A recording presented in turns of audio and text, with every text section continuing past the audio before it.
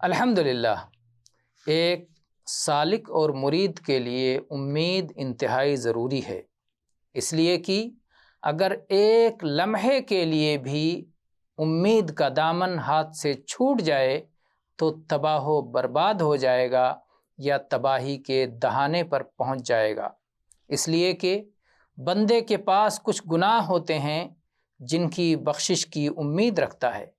یا کچھ عیوب ہوتے ہیں جن کی اصلاح کی امید رکھتا ہے، یا